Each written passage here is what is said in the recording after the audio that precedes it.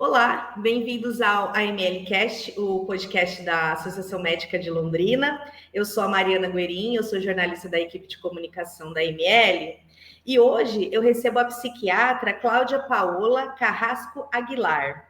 A doutora Cláudia é formada pela Universidade Federal do Paraná, é médica de família e comunidade. Ela trabalhou com saúde indígena e na medicina de saúde e comunidade e em cidades pequenas e capitais. A doutora Paula é secretária-geral do Sindicato dos Médicos do Estado do Paraná, foi diretora da Federação Nacional dos Médicos e presidente da Associação Brasileira de Mulheres Médicas, seção do Paraná, onde ela atua como vice-presidente. Ela é professora universitária do curso de medicina nas faculdades Pequeno Príncipe, mestre em ensino das ciências e da saúde e especialista em metodologias ativas da aprendizagem. Além disso, ela está concorrendo à eleição do CFM Paraná pela Chapa 4, Renovação, Ética, Ciência e Compromisso. A eleição será nos dias 6 e 7 de agosto e a participação dos médicos é muito importante. Seja bem-vinda, doutora Cláudia. Eu começo pedindo para você se apresentar e contar um pouco da sua história. Obrigada, Mariana. É um prazer estar aqui com vocês. Eu agradeço o convite. Eu acho que é muito importante que a gente possa ter essas conversas, né? Para que vocês me conheçam um pouco da minha história. Então, como a Mariana contou, eu sou formada pela Universidade Federal do Paraná e no início da minha carreira eu fui trabalhar com medicina de saúde e comunidade, acabei me especializando em medicina de família e comunidade e indo trabalhar com saúde indígena. Isso me deu a possibilidade de conhecer diferentes culturas, diferentes realidades de como é a atenção à saúde em todo o nosso país. Eu tive no Acre, no Amazonas, no Pará. No Pará eu morei um bom tempo, casei lá no Pará. Meu marido voltou aqui para Curitiba comigo, veio para Curitiba comigo, né? Então, a minha trajetória foi sempre na medicina, no atendimento às pessoas, nas unidades básicas, no pronto atendimento, como a grande maioria dos médicos, né? Vai já se forma, começa a trabalhar, a gente nem sabe como é que são os nossos vínculos de trabalho, como é que funciona isso da contratação do médico, né? E uma das coisas que me chamou muita atenção, assim, é que eu trabalhava como médica de família e estimulando aleitamento materno, tudo. E quando eu tive meu primeiro filho, eu não tinha licença maternidade. As outras mulheres que trabalhavam nas unidades tinham licença maternidade, mas o médico não tinha, porque meu contrato era um contrato desses, né, que não tinha um vínculo empregatício, né? Quando eu pagava o INSS, mas o meu salário ia reduzir muito e não dava para manter, né, o padrão. Então, como acontece com a maioria das mulheres médicas, a gente trabalha até o final da nossa gestação, até o último dia que a gente aguenta, e a gente volta com os nossos bebês muito pequenos, né? E isso me levou a querer lutar por vínculos melhores de trabalho para as mulheres. E isso acabou me trazendo a trabalhar, a entrar no Sindicato dos Médicos, e depois na Federação Médica, e sempre achando que nós, mulheres, precisamos também ter voz ativa, sabe? Precisamos falar das nossas dificuldades. Então, esse foi o começo de como eu entrei nisso. E nisso teve, ali em torno de 2013, a questão dos vínculos de trabalho dos médicos, da luta por uma carreira médica no Estado, né? Então, eu participei bastante disso, estive em Brasília, junto com o sindicato, com a FENAM, que era a Federação dos Médicos, que a gente pertencia naquela época, o sindicato pertencia a essa federação, e me aprofundando nas grandes questões aí da medicina. Nós fomos críticos no início, nós somos bastante críticos à forma de contratação dos médicos pelo programa Mais Médicos, né, que é um programa de bolsa de estudos. A gente considera super importante de que a gente consiga colocar médicos em todos os lugares do Brasil, que a gente consiga ter médicos nos lugares de mais difícil acesso, mas a gente criticava a forma de contratação desses médicos, né, de que deveria haver um plano nacional, uma carreira médica de Estado que fizesse essas contratações e que colocasse os médicos com todos os seus direitos trabalhistas, com direito a férias, a 13º, a licença maternidade e a amamentação para as mães, para as mulheres que trabalham, né, nessas unidades. e que a grande questão, a dificuldade no provimento de médicos nos locais de mais difícil acesso não é nem a questão do salário, sabe? Às vezes os lugares oferecem salários, é a segurança que o médico tem de ir para esses lugares. Se ele vai receber realmente o que prometeram, como já aconteceu comigo, de eu ir trabalhar em lugares que não me pagaram, ou que pagaram com muitos meses de atraso, né? O que é uma grande realidade para os médicos hoje. Então, a minha entrada nessa questão da defesa do trabalho médico, da defesa dos médicos, se deu via o Sindicato dos Médicos, e a gente atuou bastante nessa área. Outras questões, então, que me movem, que me moveram a entrar, a resolver, como me falaram outro dia, ser ousada, de ter a ousadia de me candidatar, eu acho que eu fui realmente ousada, sabe? Porque eu não tenho nenhum aparato grande por detrás de mim, assim, que, né, nem de recurso, nem de planos de saúde, de hospitais, ou de cursos, de nada. Então, foi uma ousadia, mas eu acho que essa é uma das minhas grandes virtudes, o saber ser ousada e saber me colocar quando é necessário. Então, a minha história de vida é essa. Depois eu voltei para Curitiba, quando eu já estava no segundo filho, né, o primeiro filho eu ainda estava em Brasília, trabalhando com saúde indígena. Na época, a saúde indígena estava ligada à FUNASA, Fundação Nacional de Saúde, não estava ainda dentro do Ministério, e em 2005 eu voltei para Curitiba e fui atrás da minha especialização em psiquiatria, que era uma coisa que eu queria ter feito desde o início. Eu não fiz porque na época não tinha essa especialização aqui em Curitiba, quando eu quis fazer. E como psiquiatra atuante, também fui bastante ousada de encarar uma mudança no meu trabalho depois, já perto dos 40, né? Uma mudança aí importante na minha vida e assumir a responsabilidade, o desafio de trabalhar na educação médica, né? Como professora do curso de medicina da graduação. Então, me preocupa essa proliferação de escolas médicas sem qualidade. A gente precisa garantir a qualidade da formação do médico, né? E que essas escolas médicas sem qualidade que sejam punidas, que elas respondam, que a punição não caia sobre o médico, sobre o estudante, que caia sobre as escolas que formam mal, que elas tenham que se responsabilizar por formar adequadamente esse profissional. Né?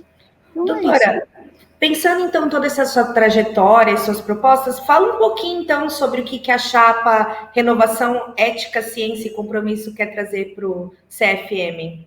Então, a gente escolheu esse nome porque a gente fala em mudança, renovação, né, fala de mudança. A gente colocou essa ação com letra maiúscula, porque é uma mudança ativa. Nós queremos ter voz, ter espaço para fazer essas mudanças. E esse espaço se dá lá dentro do Conselho Federal de Medicina, né? Quando falaram da ousadia, essa é a primeira vez que tem uma chapa com uma mulher no Paraná para conselheira. É a primeira vez. E uma chapa só de mulheres. Nós temos 2 mulheres, né? Mas é uma chapa que propõe mudança. Houve uma grande mudança no perfil do médico nos últimos anos, né? No Paraná, nos últimos 13 anos, o número de médicos dobrou. A gente tinha em torno de 17 mil médicos, hoje são 35 mil médicos, 34, 35 mil médicos no Paraná. Então, nós tivemos uma mudança no perfil dos profissionais de saúde. E essa mudança é que nós queremos trazer para dentro do Conselho, né? Do Conselho Federal de Medicina. Não só uma mudança demográfica, né, do perfil do médico. Hoje é um perfil mais jovem, é um perfil mais feminino, a grande maioria dos que se formam são mulheres, e a grande maioria dos médicos hoje tem até 45 anos, então nós temos uma mudança nesse perfil. Quando a gente antes imaginava um médico, imaginava um senhor mais idoso, de cabelinho branco, né, com estetoscópio no pescoço. Esse é nosso estereótipo do médico, né, e hoje a gente vê o estereótipo, o perfil do médico, a média é o médico mais jovem, em torno de 40 anos, com as tecnologias todas aí que tem a seu acesso, que tem acesso, né, consultando novas evidências que surgiram sobre as coisas. Então, a gente chama para a renovação das nossas representações, também como houve a renovação do nosso perfil. E, além da renovação, a gente coloca a ética, a ciência, como norteadores dessa nossa renovação, né? O Conselho, ele é o grande baluarte da nossa ética, né? É o que vai... ajudar a direcionar que decisões são melhores tomar, eu devo fazer isso ou aquilo, a gente consulta o conselho para saber como é que a gente vai se posicionar, né?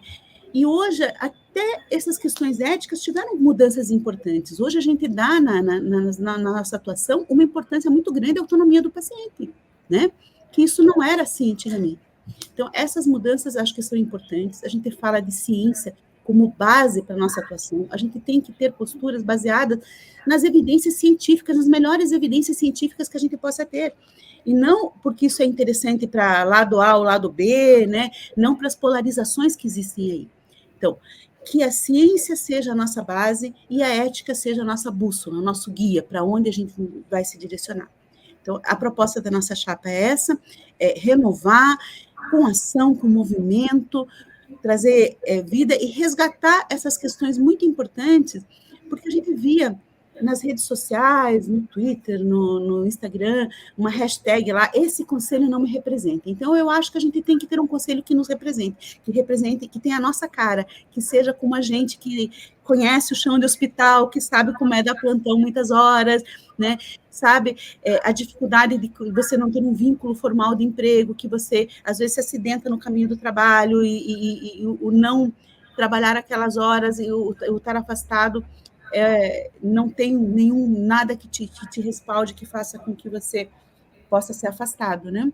A gente vê médicos que acabam de fazer uma cirurgia e tem que já voltar a operar, né? Pensando, então, justamente nesses desafios, né, que as entidades de representação médica enfrentam, né, em relação às decisões do poder público e outras instâncias, como a criação indiscriminada de cursos de medicina. A senhora pode falar um pouquinho sobre isso, então, continuar nessa pegada dos desafios? Isso, então, olha só, o número de médicos, ele aumentou exponencialmente, né? A gente teve uma grande abertura de escolas médicas em locais, às vezes, sem nenhuma infraestrutura para essa formação, né? E aí a gente fica muito preocupado com esses profissionais, até mesmo porque são eles que vão cuidar da gente quando a gente ficar doente, né, Mariana? Então, eu até brinquei e falei assim, eu vou trabalhar na universidade para saber quem são os bons alunos que eu vou procurar quando eu ficar doente, né? Quando eu ficar mais velha, quando eu precisar de tratamento. Mas, brincadeiras à parte, a gente se preocupa muito mesmo com a qualidade da formação. As escolas têm que ter um mínimo de ter hospitais, ambulatórios, onde os estudantes possam praticar, porque medicina não é só você ler textos ou consultar aplicativos, né? E a avaliação tem que ser contínua, né? E tem que haver algum tipo de punição. A gente tem faculdades ali que têm notas muito ruins nas avaliações e que continuam abertas e formando gente, né? Esses profissionais, essas famílias que formam esses profissionais, que investem ali, a gente sabe que a grande maioria dessas escolas com notas ruins, quase a totalidade, são escolas privadas, né? Que têm ganho, têm conseguido rios de dinheiro, porque essas famílias investem na formação do médico na família, e é um investimento muito alto, né? Um investimento caro. Então, a faculdade que se compromete a formar um médico, se ele não tem a qualidade necessária para poder exercer a profissão, a faculdade precisa garantir que ele tenha, né? Que ele adquira isso. E quem tem que ser punido é a faculdade. Então, essas avaliações têm que ser contínuas, tem que ser feita sempre. As faculdades que não têm qualidade não podem continuar tendo vestibular, admitindo pessoas, e tem que melhorar para que esses estudantes possam exercer a profissão. Se discute muito se vai haver ou não aquele exame da ordem, né, a prova, um exame dos médicos, ou seria um exame do conselho para ver a qualidade do profissional. Eu acho que isso é importante, está chegando num ponto em que isso talvez seja uma realidade a curto prazo, né? Mas essa responsabilidade tem que cair sobre a escola que formou o médico, né? Para que seja de qualidade. E que não se abram mais escolas, né? Não tem necessidade, mas nós temos uma quantidade imensa de escolas médicas, nós temos, né? Se formam por mês, assim, por ano, uma quantidade muito grande de médicos, e a gente não tem como avaliar ainda a qualidade desses profissionais. Doutora, vamos falar um pouquinho de associativismo, né? Na tua opinião, por que vale a pena participar das entidades de classe médica? Eu acho que, além de valer a pena, é uma necessidade, né? Se a gente não se organiza e se a gente não atua juntos, a gente não tem muita voz, a gente fica enfraquecido, né? Então, a gente precisa estar junto de pessoas que têm os mesmos ideais, que têm as mesmas necessidades, para que juntos a gente consiga avançar. Então, eu sou muito favorável às associações, eu participo da Associação de Mulheres Médicas, que é uma associação que foi fundada lá na época da Segunda Guerra Mundial, por mulheres, no mundo inteiro existe essa associação, né? Ela tem cadeira, inclusive, na ONU, que nenhuma associação médica, em geral tem, mas a Associação das Mulheres Médicas tem, e essa associação, aqui no Paraná, ela foi fundada por, assim, mulheres extraordinárias da medicina, doutora Zilda Arnes, doutora Elisa Sequim, que trabalhava aqui no Hospital Santa Brígida, em Curitiba, Elisa de Noronha. Então, são pessoas que lutaram e conseguiram mudar, né, esse perfil da mulher na medicina. E eu acho que se nos associarmos, participar das associações de classe, além de contribuir para a nossa formação, né, eu sou também da Associação Brasileira de Psiquiatria, participo, sou da PPPsic, também aqui no Paraná. Eu acho que é muito importante, sabe? Sozinho a gente não consegue fazer mudanças grandes, juntas grandes mudanças podem acontecer. Então, para a gente finalizar aqui nosso bate-papo, a senhora pode relembrar como é que vai funcionar, então, a eleição para o CFM? Quem pode votar? Como será a votação? Então, a eleição vai ser nos dias 6 e 7, agora de agosto, né, terça e quarta-feira. Pelo site do Conselho Regional de Medicina vai ter lá, tem um bannerzinho, um link para entrar na votação.